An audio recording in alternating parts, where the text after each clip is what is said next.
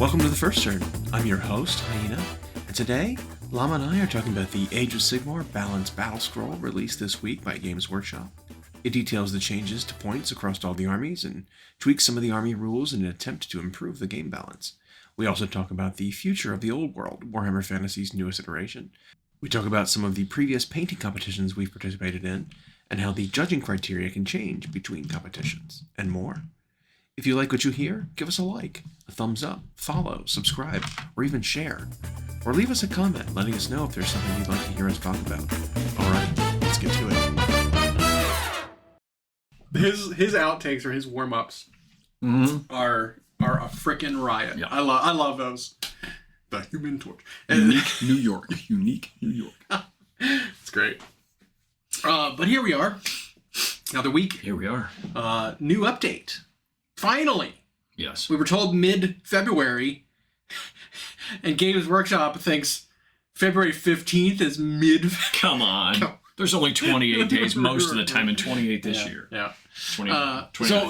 Mid-February was right on. Today, as of Thursday the 15th, we got a Battlescroll update for Age of Sigmar, which is always exciting. I love seeing it. Mostly because I don't know, I think about Age of Sigmar a lot more. Yep. I'm more familiar with the points cost, the relative power levels. It's easier to evaluate the power level of something in Age of Sigmar compared to, say, 40k. Mostly because there's so much outside of the context of a unit to consider when, determine how many points it should cost. Because the armies and the detachments are so impactful. Yep. They're kind of going away from that in Age of Sigmar. They're making it more rules on the sheet are mostly what you have, and then the benefits you get from your army are more minor. Yep. So, that fluctuates over, different editions and whatnot. Well, and so when we get those changes, Yep. like points cost or some of the things we'll talk about, like with the Demon Prince today, it's more impactful for balance purposes. Even though if a points cost change is too small, like you had pointed out over the course of an army, that might not net you a unit, so it might not be enough. But it is impactful to that unit as a selection. In 40k, Warhammer 40k, if they move a unit by 10 points, it's like, well, relative to what it really gains from its stratagem and from a hero nearby and everything, that might not be enough. Right. Exactly. Although the points can be more granular sometimes in 40k. Yeah, well, they've kind of gone away from that, too. Because War Gear is not as War Gear separated. is not an extra expense. The only thing you buy separate from your units is like upgrades or like your warlord traits and stuff, your enhancements. Which you get for free in AOS. So it's like it's a very similar but slightly different system. They both used basically a 2,000 point scale. Most things goes in 5s and 10s to make them more rounded.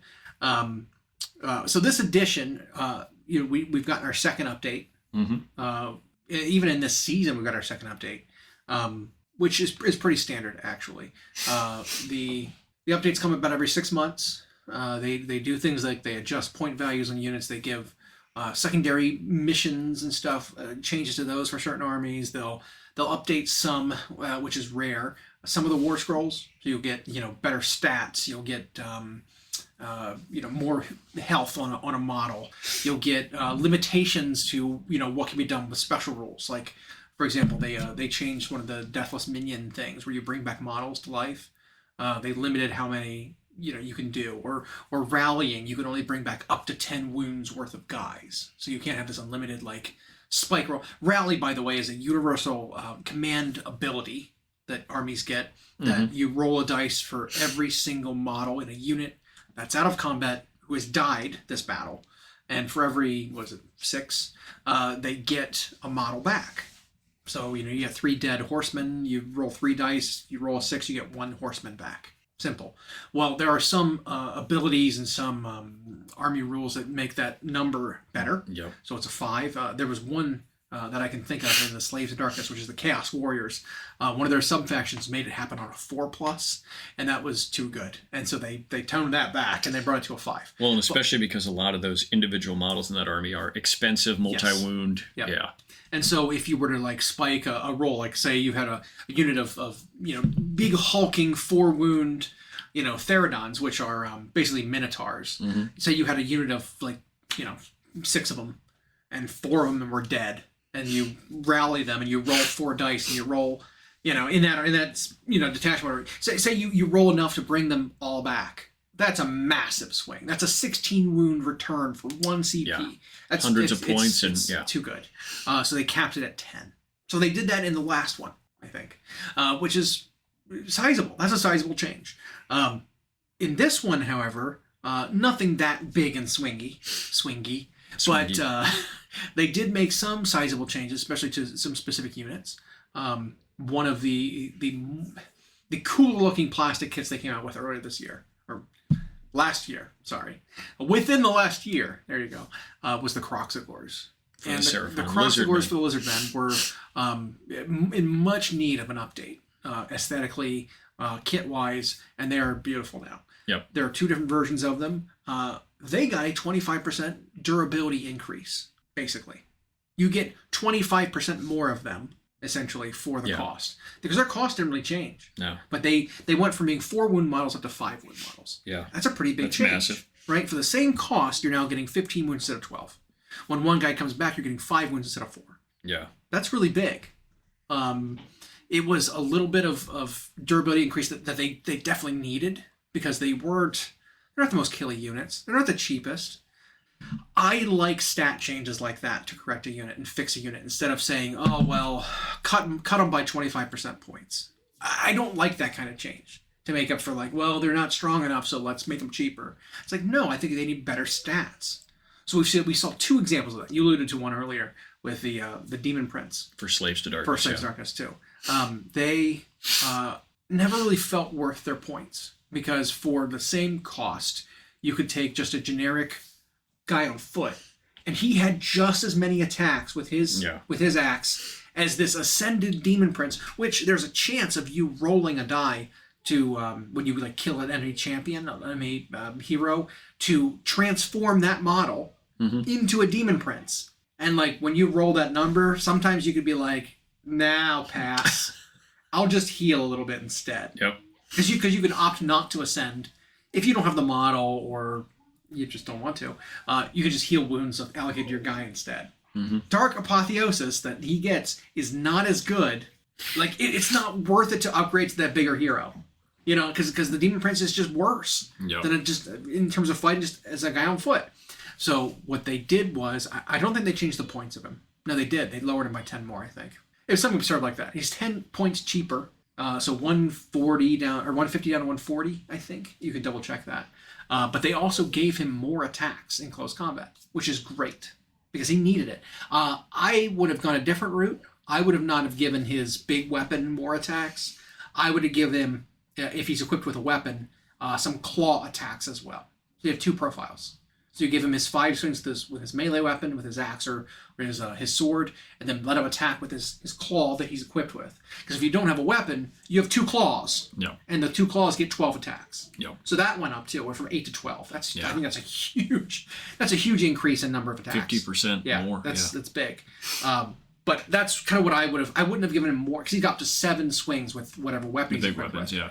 Which is good, but I would have said something like, well, you got the axe, and you got 5 attacks with that, and then maybe 4 attacks with the claws, or 3 attacks with the claws, because they're worse to hit, worse damage, worse to wound. They have no range. Everything. Yeah. Or the other option, 12 attacks, which is fine. I mean, that's one route to go, I guess, because the weapon does have better stats than the claws do, so it is a net improvement regardless.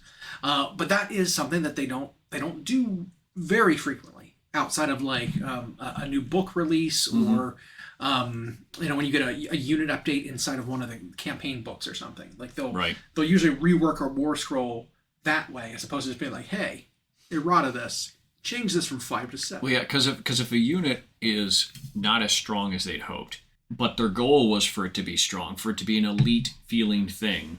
I don't think the correct option is always to just lower its points cost. Yeah. Because then it's still just another weak unit. Right. It's like, if you want it to feel elite and punchy, then like let it be expensive, but make it elite and punchy. Right. And we're seeing that with Space Marines right now in 40K. Always. Is the Space Marines just like, they're just lowering their costs over and over and over again. And aside from a few units, they just don't punch. They don't do anything. Nope. So we had those changes. They also made a really big change too, because in some games, like 40K, you have just a set engagement range. And what I mean by that is, once you like charge into combat and go and want to fight, your engagement range is anything within 1 inch of you or a unit you're in base contact with. You can just fight them, right? Your friends behind you are in a second rank. If they're touching you and you're touching the opponent, they get to fight too. But anything beyond that is out of the combat. Yep. They're there, but they can't fight because they're too far away. Age of Sigmar does a more complicated system than that, in that certain weapons have different weapon ranges. Yeah. Right. So most things will have 1 inch reach. So that's your engagement range, is your 1 inch. But if you're farther away, somewhat, and you have like a spear, your range might be 2 inches. Yeah. And then long weapons might have a 3, or like a giant, might have a big arm that he can reach out and swing 3 inches away.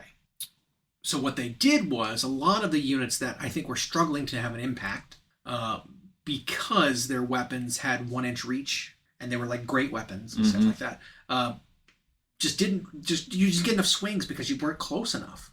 They increased a lot of them to 2 inch reach, which is really big, because some of them were some basic guys like Gores for Beastmen. Gores have a 2 inch reach now. Okay, that's weird. I'm wondering if, because there are rumors of a new edition coming. I'm wondering if this is just temporary in order to help some of these units in the interim while the new edition is in the works and on the way. Because I'm wondering if there's going to be a completely different like mechanic for fighting in ranks in the new edition. Maybe. Similar to what they did in one of the seasons prior, when they did, I think it was the Veterans one. There was a detachment that tested this new mechanic out that I'm anticipating is coming, and it was very similar to 40K, where it's like, if you are touching a friend who's touching an opponent, you get to fight regardless of how far your reach of your weapon is. Because if you're on a base that's bigger than 25 millimeters, which is standard human infantry size, you can technically finagle it to be fighting in 2 ranks. Literally a guy directly behind another base, because the 25 mil base is slightly less than 1 inch. 1 inch reach, and you're lined up just right. A second rank can fight. But on that 32 mil. But on a 32 mil, that's like you have to zigzag it. Just right. And if anything bigger than 32, you don't get it. Or if you're on cavalry, you don't get it. Right. And so the mechanic that they used for this detachment, or this little formation, was, if you're touching a friend who's touching the opponent, you get to fight too, regardless of your base size. And so you could fight in ranks with these really big model, bases, and still get tons of swings and still get full effectiveness out of your army without needing to really all be crammed around the opponent, which is nice. So I'm wondering if we're seeing some of that in the works. Right. And this is like the holdover for that. We'll see. So there was that. There was a couple big ones for some of the Chaos armies, like reworking how some of their mechanics worked. Orcs got a couple, as well as some really big points cuts. Which was great, because they need it. We'd seen in various meta watches from both Games Workshop and Warhammer. You can check them both out. They do their analytics a little different, but they both paint a very similar picture for these armies. And we had seen that the Bone Splitters, the Iron Jaws, and the Cruel Boys were all just dead last, especially Bone Splitters, barely winning like a third of the games. And it was the metrics they use at Warhammer, at least, they separate Grand Tournament level from everything else. They consider everything that's below that like a casual or medium tournament. But even then, on their own, those 3 armies just not doing good. All together in a big wog, they were doing fine. But not everybody wants to play that way. Right. And so, and it may have just been a lot of them are too expensive. You felt the Iron Jaws when they came out were pricey, so they've just like well, especially the new pig sort of sub faction, call it. I can't speak to the Army of Renown because the Army of Renown is just so limited. Yep. But like the units themselves were just so overcosted. They cost so many points for what they did. There were 12 wound monsters that just with mediocre saves, and they costed like almost Stonehorn cost. It's like what? Yeah. Why? It didn't make any sense to me. I think there's still too many points for what they do. I mean, especially like the hero on the pig is just still, he came down like 20 points. He's 360 now instead of 380. Maybe a pinch too high still. Yeah, like Tusk Boss and Mogrunta came down 30. Mogrunta with Hack and Crew came down 30. Mogrunta Gougers came down 20. Gordrak came down 20. Which is good. Gordrak he suffers from a lack of stats. Specifically, I think he needs to have a 3-up save, just like the normal boss does. Because he is not as attractive of an option, because the normal boss on Maw Crusher, if you take him with the shield, he gets a 3-up save. And a 3-up save in AOS compared to a 4-up save is pretty massive. Especially for a unit that does not have a ward save, which is a damage reduction ability that lets him negate points of damage after you fail your saves. And it's a static, can't modify it, whatever. It's just, you just have a flat chance to ignore some damage. And without that kind of ability, units that are very expensive points wise, just lack the survivability. Like a character who is 8 wounds with a 4-up ward is statistically way tankier than a 16 wound unit, right? Like it kind of works out that way. Like a 8 wounds 3-up save compared to a 16 wounds no ward 4-up save, the other guy wins majority of the time, right? Because I don't care how strong your weapons are, what your rend is and stuff. I'm still going to negate half of it. Yep. And if I get lucky, I can negate more than half because of dice. And so it ends up being this if you don't have a ward, maybe you're not worth taking almost, because it's also a way to save against what are called mortal wounds, which are damage that you take that ignores your armor saves altogether. And so if you have no armor and you have no ward, you just take damage. Yep. Whereas if you do have a ward, you have a 50-50. It lessens the effectiveness of a mortal wound by half if you've got a 4-up ward, which there are a few of in the game. I mean, there's quite a few actually. And so those pigs, I think, still just too much. Gordrak, still too much with a 4-up save, no ward. It's not enough. Yeah, they brought a lot of their stuff. I mean, both the Killaboss variants came down. Their Weird Brute came down. Their Ard Boys came down, which is good. Because the Ard Boys again are another unit that it doesn't make any sense why they were so expensive when they first came out.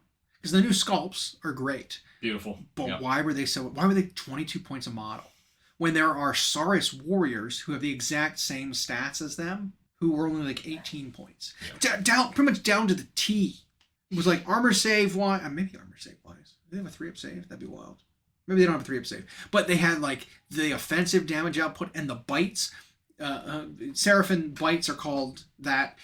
For Iron Jaws, it's a shield bash. It's the same exact mechanic, but it's basically the same kind of damage output, and they were just a lot more points. So it just didn't seem right points wise. Externally balanced, there were units that did the same thing that costed way more or way less. I mean, yeah.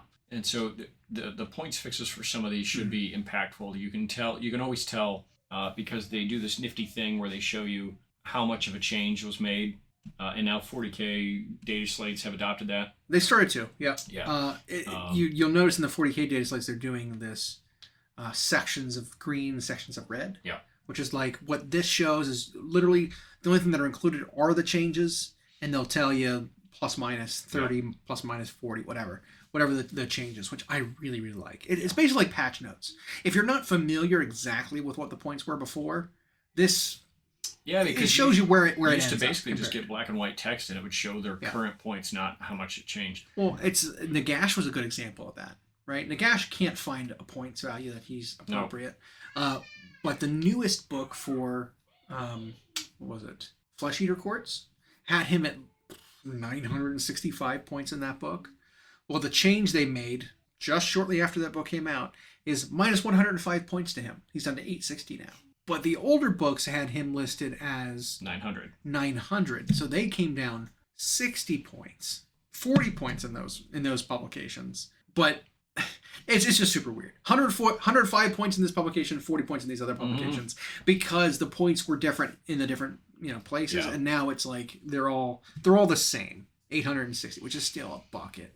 That is so many points still. Yep. So I mean, and you guys can all check that out. It's all free on the Warhammer community site. Get excited about it. I saw some of like the main battle tactics for this season for Antidor changed a little bit. Yep. They improved it and made a little bit of a little more power to armies. This is a wizard heavy season, is the idea. Mm-hmm. So they gave a little more power and a few more secondaries and stuff like that to the armies that don't have any wizards whatsoever. Which is like, okay, that's fine. Because you are restricting yourself by not bringing any wizards in a wizard heavy season. I hope it's not too much, because one of the seasons with the veterans, they kind of overshot it, I guess. There was a detachment called Bounty Hunters, and what it did was it made it so that units in this formation that you would bring that were Bounty Hunters all got +1 damage in melee versus battle line units. And that season was all about bringing infantry. Infantry that's the one that's in fighting ranks and stuff like that. You were incentivized to bring units of infantry, and here in the same season is a formation that was anti-infantry. And so you get units like Bone Splitters excelled heavily in that season because you had pig riding boys that had 7 attacks apiece that were normally only 1 damage.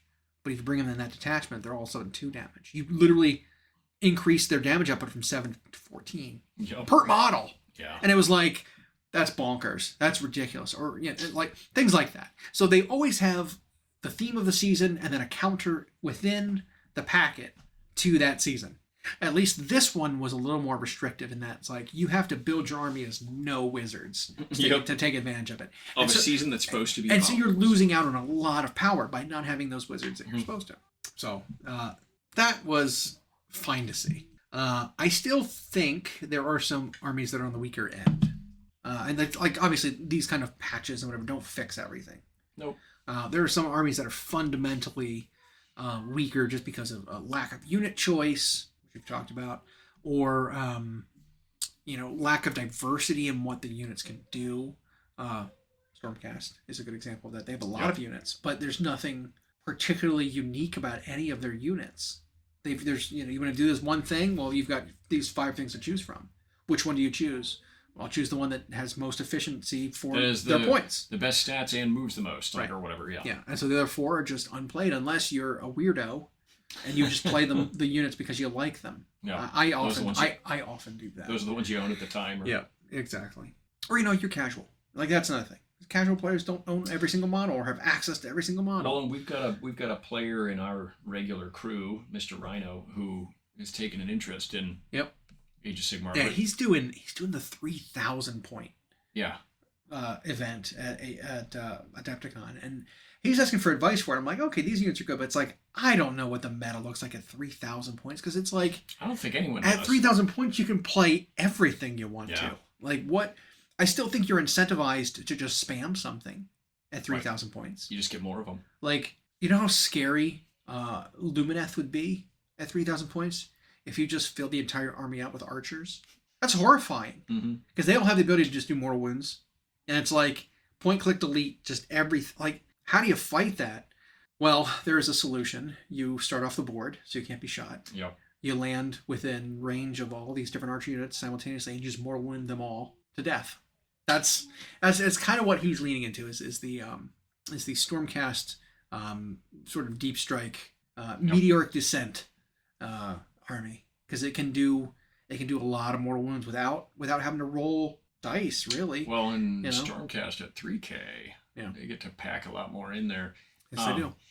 And 3K is considered the standard is 2,000 points typically. 3,000 points is considered more of a casual format. Right. Historically, we used to call those Ard Boys tournaments when it was like a bigger size event. 40K, it would now be closer to like Apocalypse. But That's an interesting idea. I don't know if there is a meta because everyone always talks in either some small skirmish game or 2,000 points. That's right. Usually how you. Yeah, because you are limited, right? Because yeah, scaling the game by 50% doesn't mean the cost of everything goes up by 50%. That'd be insane. Yeah. So you can literally just fit 50% more stuff. So in a 2,000 point game, if I'm bringing something like Nagash, he's 860 points now. That's almost half your armies. Point allotment. Whereas at 3,000 points, it's less than a third. It's more like a quarter. So it's like, okay, I could see Nagash at 3,000 points. Could fit him in there. However, that means that there's 50% more archers looking at you. Yep. Or guns if it's Caradrons. Yeah. And so it's like, do you think he's going to survive more than one turn? Right. I don't think so. So he might, even though he fits more comfortably in that point level, he may not be a good option. Yeah. So we'll see. I think another army at 3,000 points that would be really good is Mega Gargants. It might be. I think they would be solid. A couple of units just came down too. Yeah. A little bit. Which is cool. It's like Imperial Knights for 40k. Yeah. The points for each model is so high that you're not spamming the units. And so a small incremental change is not going to make a massive difference, right? 20 points over a course of 5 units isn't going to make you don't unlock another one. Yeah. Right. Whereas like 10 or 20 points off of an infantry unit for a smaller army. So if your unit point goes down from 120 to 100, all of a sudden it's like, well, I need to free up 100 points to bring another one now. I might have done that just by getting some points decreases. Right. So like without changing anything, you might be able to fit a 6th unit in just off of bringing 5 units that get 20 points off. So, I don't know. Was there points enough? I don't know. That's my final answer. Because I like, what is the total points? What was it? Like the Man Crusher, which is a single small Gargant, only came down 10. Okay. The War Stomper, which is the one that Chaos can also take, came down 10. And then the mob of 3 Gargants, of the little Gargants, came down 30. Because one is 10 off, so 3 of them obviously are 30 off. But again, is that enough to bring an extra Man Crusher Gargant? I don't think so. Maybe it's enough to bring an endless spell. Maybe it's enough to bring an ally unit. Maybe they were short enough points when you build out your army, you were like 100 points extra. Right. And you couldn't bring anything. But this kind of change allows you to bring in that extra 1 Gargant. An extra small one. Or upgrade from a Gate Crasher to a Kraken Eater. Or something like that. Just a few point changes so you can get something a little bit better. It also might affect the armies that can take one as an ally. Absolutely. That saves them a few points. Yeah, because assuming, like we said, the Mega Garment Mob is now under 400 points. Mm-hmm. That's kind of an attractive ally option. Drop. Yeah. Yeah.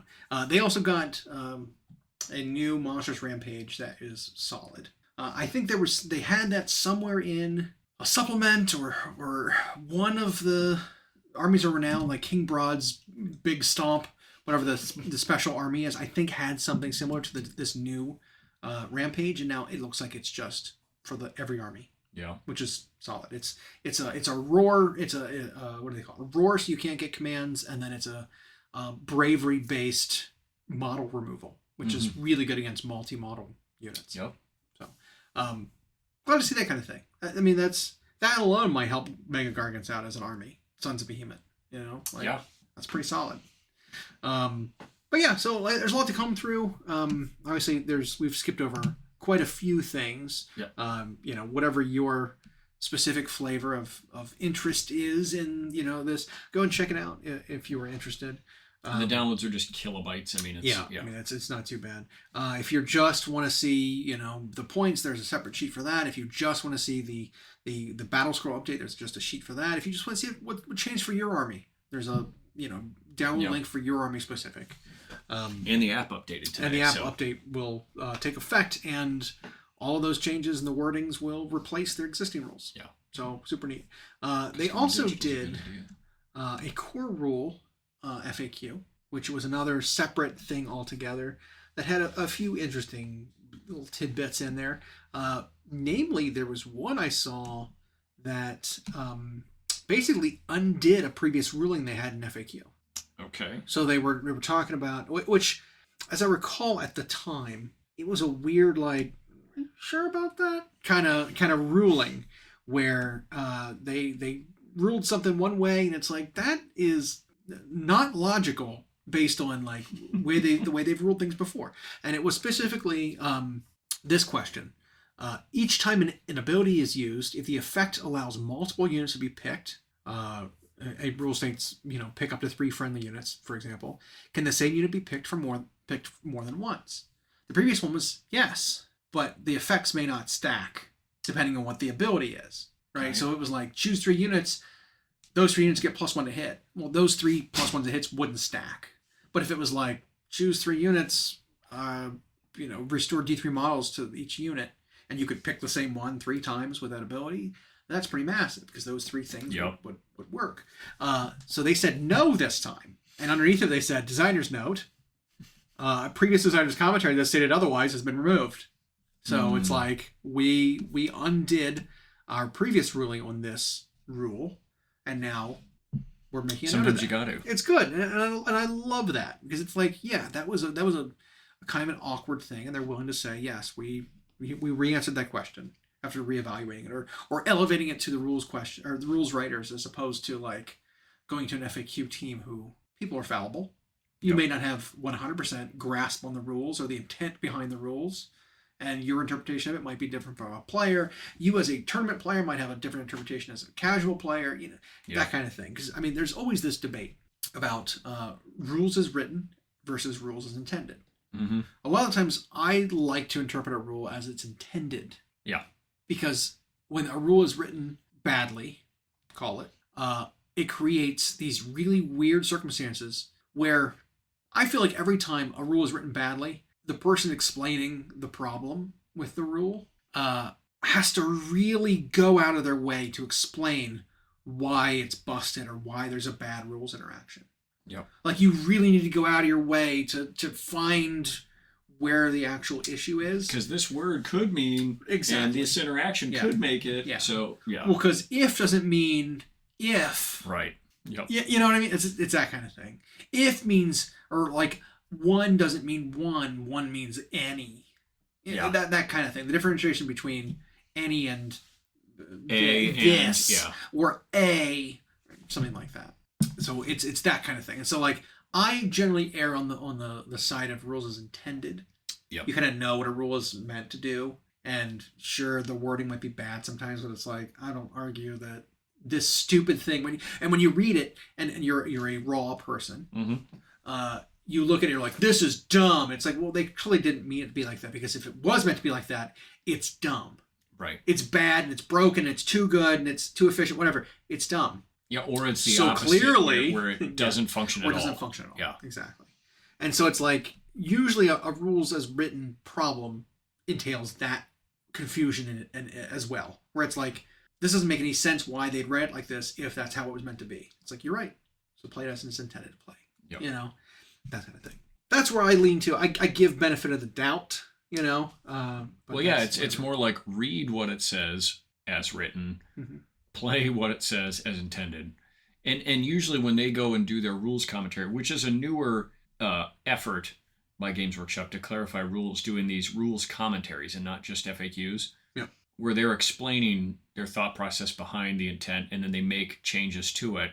It almost every time, I can't think of an exception off the top of my head, ends up what we thought it was supposed to be like, what their intention, what is clear the spirit of that rule is what they intended. So they have to reword it, and then someone has to explain. Yep.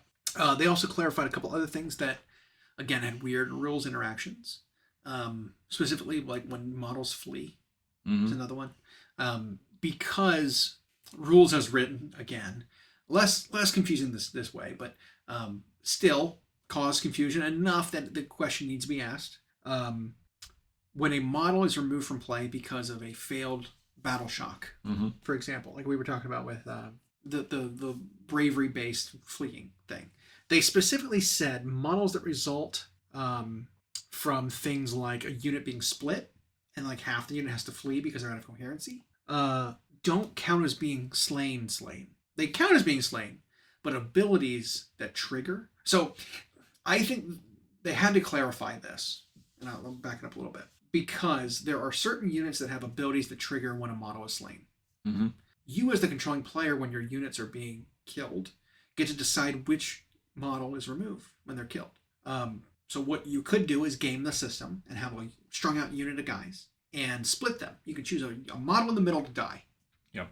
And what that allows you to do is, in the battle shock phase prior, when you need to get back into coherency, half of your unit will die, or the whole thing, or whatever. If you have one guy over here and like 8 guys over here, you could say, want to remove models to have a coherency, i.e. one guy left, I'm going to start removing models. So 8 more guys could flee to gain coherency, which would then trigger abilities that allows the units to fight on death. So you would willingly sacrifice models in your unit because then they could fight again. They get a free fight. Get a free fight, and then you remove them. Well, they specifically said, sorry, rules that allow a model to do something, i.e. fight when slain, are not triggered when a model flees. You don't get to I'm scared, I'm running away, let me fight you first. Because if you're stopping to fight before you run, you're clearly not afraid and fleeing. Right. So if you're fleeing, you are spending all of your effort to just get away from the battlefield. You're out of there. So I'm like, that's a good clarification. I really like that, because that could be exploited, especially in tournament scenes and tournament, scenarios where it's like, well, that's a janky of course you're going to do. Yeah, you're exactly. going to take advantage of If it whatever. wins you a fight or something, yeah, absolutely. Because then there's no penalty to you dying. Because if your whole plan is to go into it hoping to lose the whole unit so they can fight on death, then, or like Skaven, for example, have a fight on death and they flee in droves. Mm-hmm. So, and then they clarified again what a ward roll is, because that wasn't clear enough. And I'll give the benefit of the doubt to players, because there are rules on old data sheets or scrolls that don't define a ward roll as a ward. There are some that still say, if you failed your saves, every point of damage, roll a dice on a 5-up, you can negate that point of damage. Well, it's like, well, that is the definition of what a ward roll is. It's too old of a war scroll for them to define it as a ward.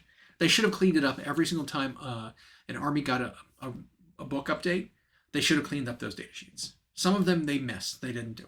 They didn't clarify and boil down those types of rules to just be the same thing. And so there are a few they missed, and they clarified that with a new sentence with bolding, just like the core rulebook has and everything. So that was again, another really good change. Some clarification for spells and stuff. So like the actual core rulebook changes, I think, are always way more interesting than just the changes for an army, because they affect everybody. Right. And they clarify that. And I almost think they get missed. Yeah. I mean, I think a lot of people skip over that. And again, a lot of it doesn't matter.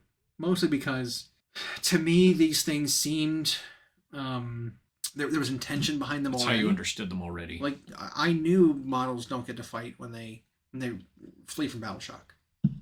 Like, that's pretty obvious they don't get to. But it was like, when you're not fleeing from battle shock, you're fleeing because of coherency issues. Technically, it's not the same thing. But they defined it now. This is fleeing too. Yep. So it's like, good clarification. Put a period at the end of that. We're done. No more debate.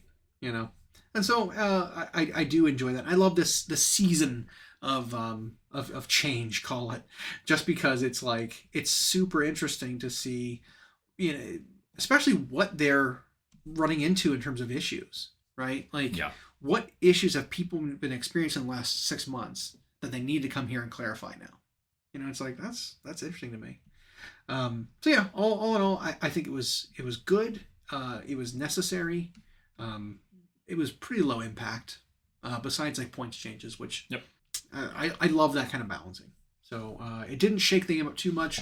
Again, I'm assuming they're hoping to get a new edition of this game out in the next 6 months. But could change what we see in 5 weeks at absolutely. Adepticon. Yeah, if this is valid in 5 weeks, which it should be before the cutoff, it will shake some stuff up. I mean, not much, but maybe it'll shake up a little bit of what armies are excelling. One of the changes they did make, I believe, was to actually helps out the Big Wah army.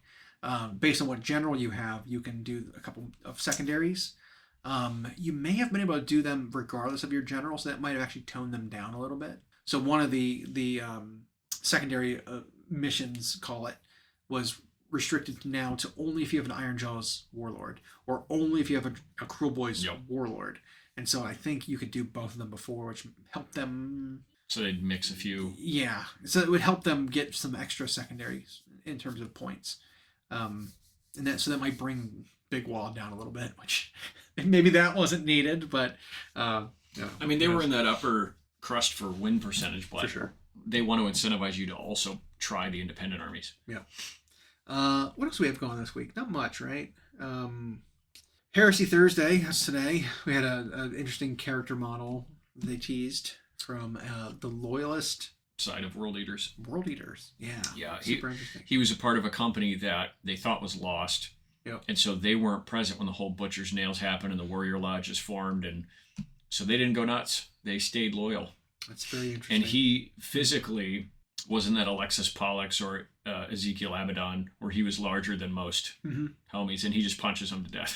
He just used a great big fist. Yep. Well, he's got power fists happen, you know. Yeah. I was more interested in like his weird gun that he has. I don't know what that is. I have no idea what pattern of weapon that is. To me, it looks more like an ion weapon from like. But it has a like. Almost. But it does have a clip, like a drum-fed magazine. Like I don't know. It's super weird. Yeah. I look forward to seeing his rules to see what the heck that is. Yeah. It's just. Yeah, I can't recognize what type of weapon that would be. So I was thinking maybe I don't remember what story I read somewhere in the article, but I didn't see it. So very interesting, but again, Heresy doesn't excite me too much. Whoever enjoys it is good for you. But I like the stories, but as far as the game, it just doesn't move me. The models are fine. They're just hard to get a hold of. Whereas in fantasy, old world, the stories don't interest me, and the tabletop doesn't interest me. But I love the video game. Yeah. I wonder where that's going. By the way, I just don't know. Total War? Yeah, no, not Total War. The old world. Old world. I don't know. We had a guy come into the shop when I was in there painting, crunch time, doing stuff for Adepticon. Which we'll get to. Yeah, and a guy who I hadn't seen around in a while came in and sits down, and he was just chit-chatting, and he's going to Adepticon. I don't know if he's playing anything, but he just wants to be back in to the mini scene. So it was good to see him, and he was like, I'm excited for Old World, especially when they get around to my Dark Elves. Right. And I was like, oh, buddy. Yeah. I hate to tell you, they're like legends right now. Yeah, there were no plans to do our Dark Elves in the Old World. I mean, it wasn't one of the ones they listed. Eventually, but of course they might, but it wasn't one of the ones that's going to get any kind of support. New, what do they call it? Arcane Journal. Right. A new starter box of any kind. New characters. No, sorry, it's not. It wasn't on their radar. Not in the cards. It was one, but that's kind of the thing. I had another guy come in and ask the same thing. It's a very similar thing. I'm excited about Old World. Can't wait for them to get around to my Empire. Yep. It's like, well, yes, Empire exists. Like, I don't know what they're going to do in terms of like releasing models again. Right. Because it's like 13 armies that they were planning on doing. They've done 2 that they made available in the new packaging. Yeah. And then it's 9 greenskins. Was it only 9? 9. It makes it better, actually. Yeah. But they were showing off a new box for greenskins. And then I assume at the same time they're going to do like new boxes for the old models for greenskins. Right. But it's like, well, Empire, Wood Elves. Yeah, it's Empire. I don't know. Empire, Wood Elves, Dwarfs. Yeah. Obviously Tomb Kings, Bretonnia. High Elves are off the shore of Bretonnia, and they're getting an update. And then Warriors of Chaos, and that's like it. Yeah. Woof. Yeah. No vampires, no dark elves, no Skaven, no lizard men. No. Even though they're all present. No ogres. Kind of similar in the vicinity. Yeah. I don't know. Interesting. But they might be making way for Chaos Dwarves, Kislev, Cathay. Sure. Right.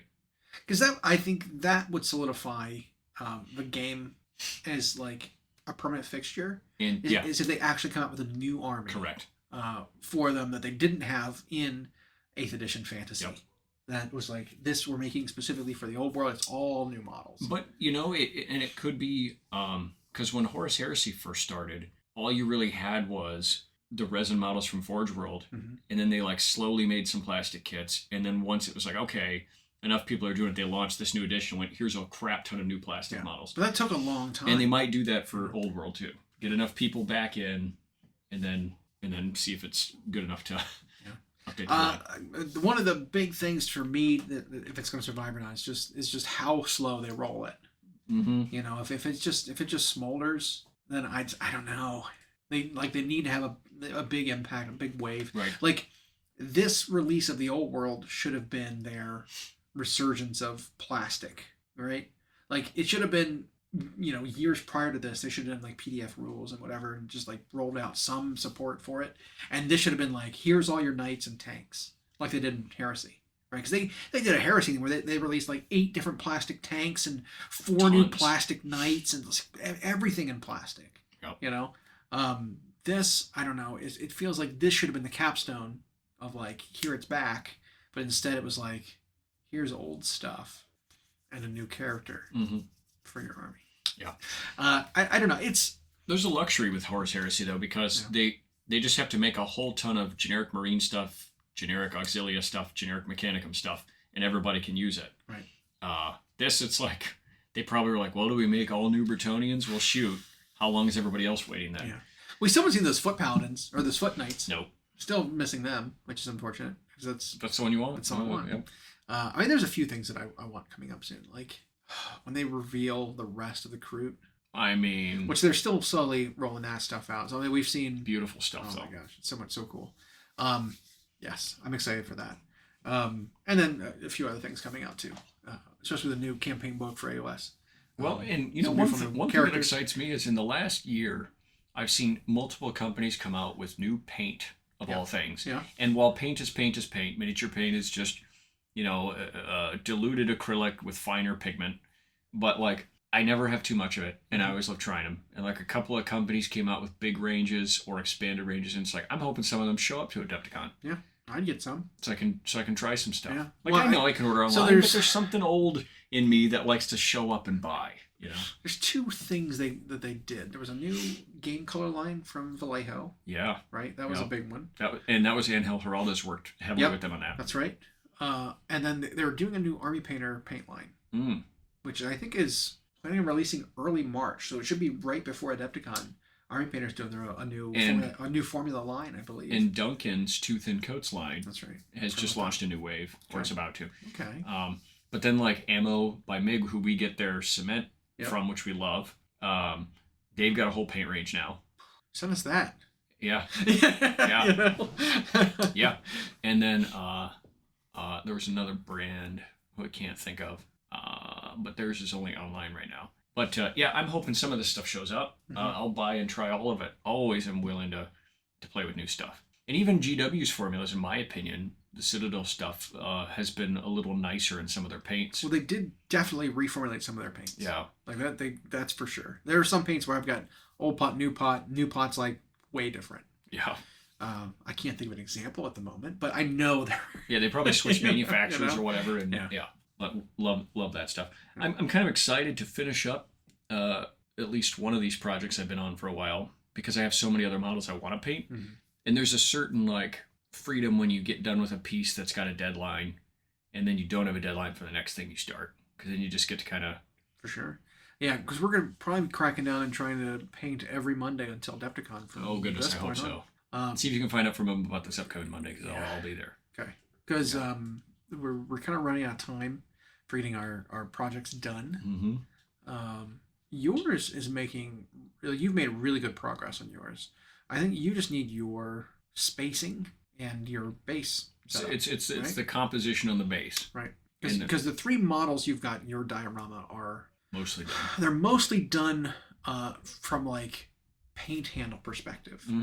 Obviously, you might need to do some fixing up when you get your composition set. Right. In terms of like models shadowing on each other, whatever else is on the base, impacting light sources on your model. Because like, how much sense would it make if you've got like a bush or a tree or something overhanging your model, and the back of him is lit up like a spotlight. It's like, that doesn't make sense because the it's Yeah. in the way.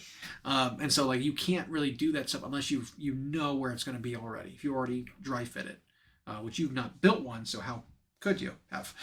you know, so you just have that, which should be a lot quicker than obviously painting a model's skin, a nude model. Yeah. Base painting tends to go quicker, just because it's a little more in the abstract, but and even it's actually almost like a canvas painting, right? Like you're doing just 3-dimensional versions of all this 2D subject.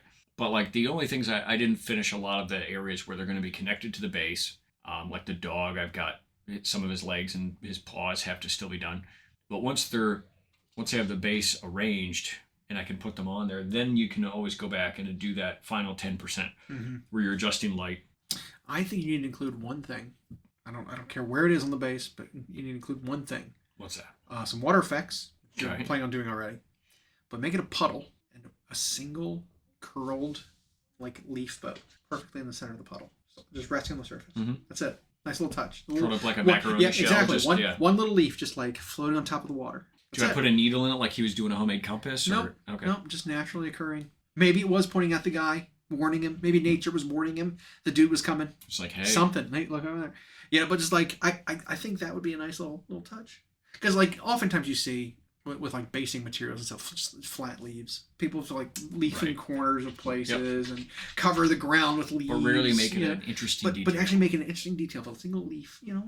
Little something to look at. Little feast for the eyes. Of the ideas I've brainstormed on the base, because I do think about it, and some of the sketches I've done, which I'm not good at, I did have some that was going to have windblown leaves. Okay. But is there going to be a waterfall, a little tiny little creek? Nope. Because that would be something too. It's going to be icy. Oh, icy. Snowy. Shit, we can't do the puddle then. You can, but you could have the leaf frozen through the water, or doesn't work. You can have water that he just dumped out, or that he just had a fire there, anything like that. Frozen crick. I don't say it that way. But you can have a frozen crick. Yeah. Creek. A creek. Yeah.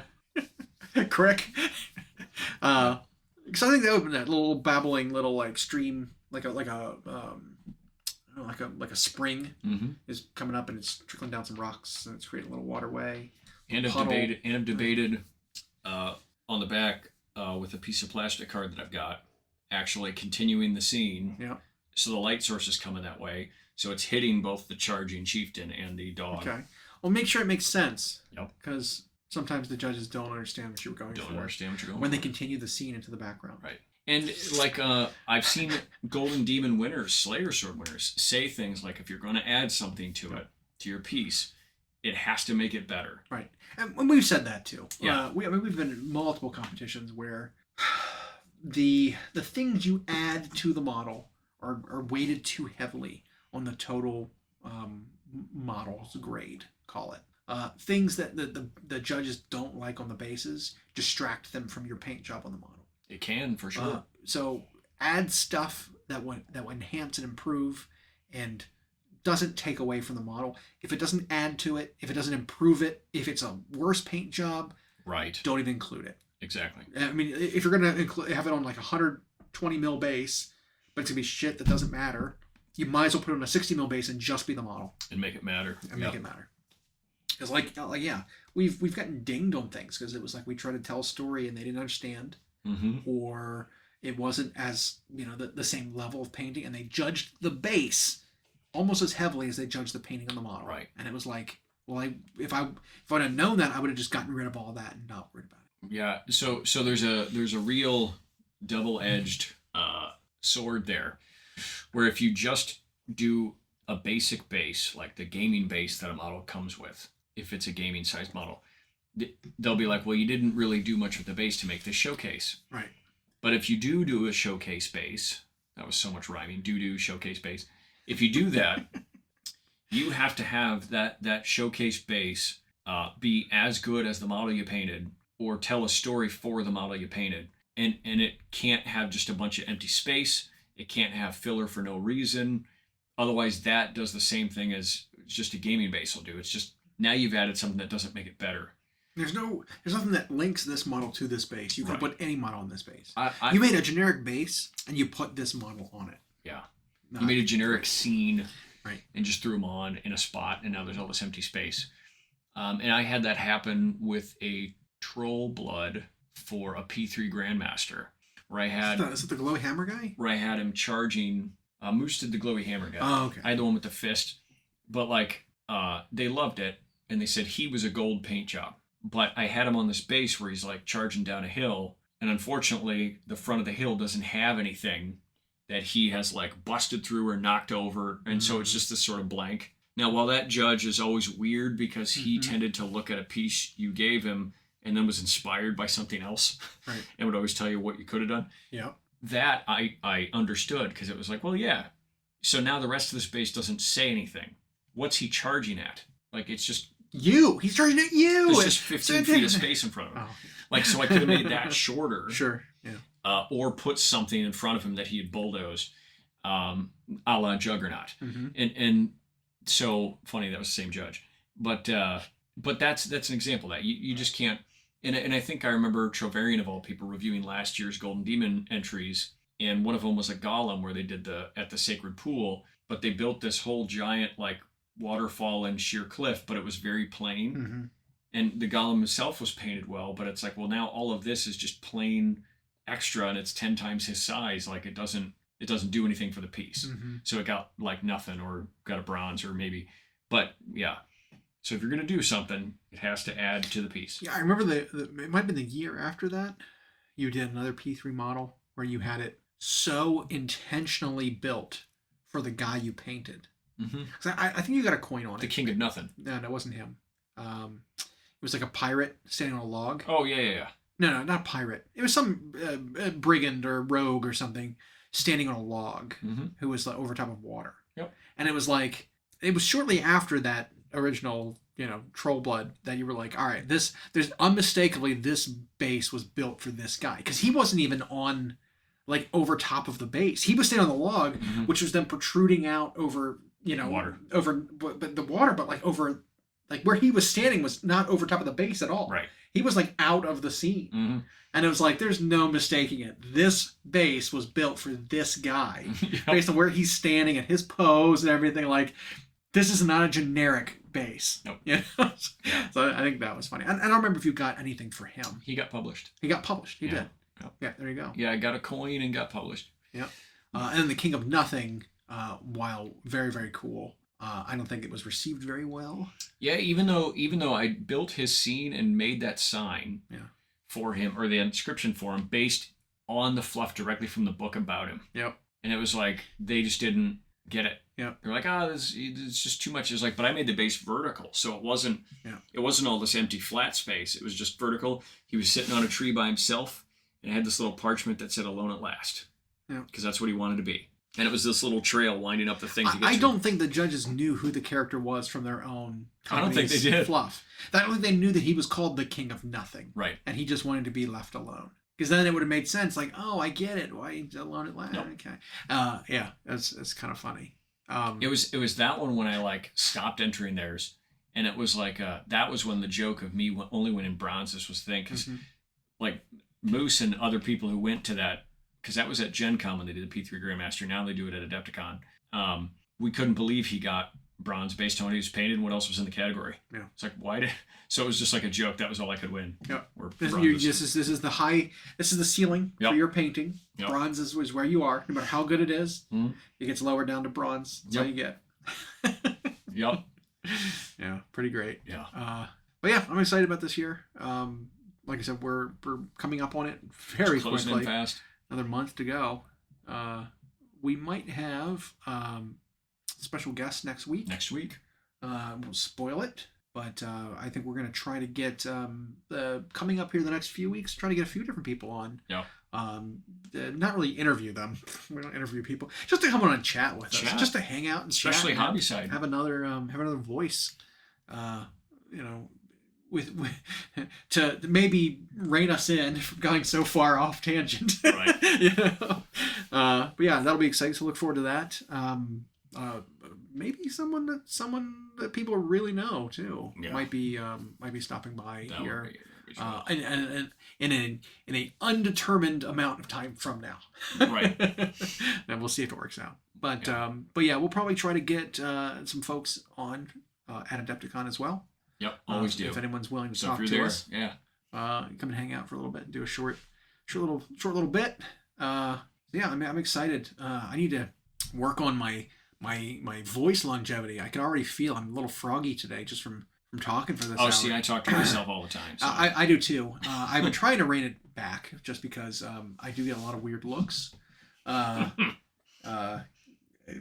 realized that it's like, okay, I'm not having a conversation with anybody. I'm literally monologuing. Yeah. But it sounds so good. But it sounds so good. I don't know if you do this, but like whenever I'm alone, that's a weird segue. Mm-hmm. I have conversations and I explain things as though I'm talking to somebody out loud to myself with the passion that you deliver it. Absolutely, and like I have to imagine. I do a lot while I'm driving. Like a 15-minute drive or something. I'll just like explain something. It's like I don't need to be saying anything. I can think this, but like sometimes articulating it out loud. It can help you really get your thoughts together on it. Figure out what emphasis to put where. But what parts you can cut. I wonder what other drivers think. Am I on a hands free? Right. Oh, it just must be on a call, or maybe that's just how he sings. He doesn't, just looks angry because whenever I'm talking, like I am furrowed. I am intent. I look angry. Mm-hmm. And so I gotta have to. I should do that sometime. Drive down the street, see someone who's noticing me.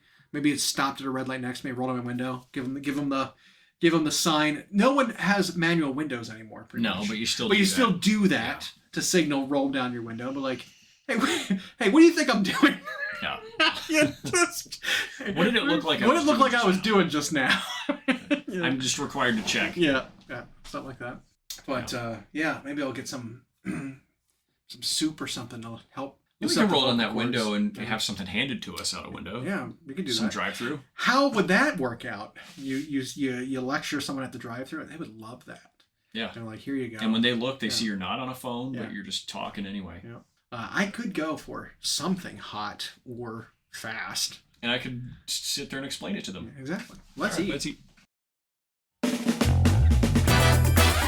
Thanks for listening. We hope you enjoyed. Check out our new episodes every Friday on Google Podcasts, Spotify, and Audible, or on Podbean. You can also follow myself and Llama on Instagram for more. We are at Hyena Paints Minis and at Llama Paints Minis. Music provided by Kevin MacLeod at incompetech.com. And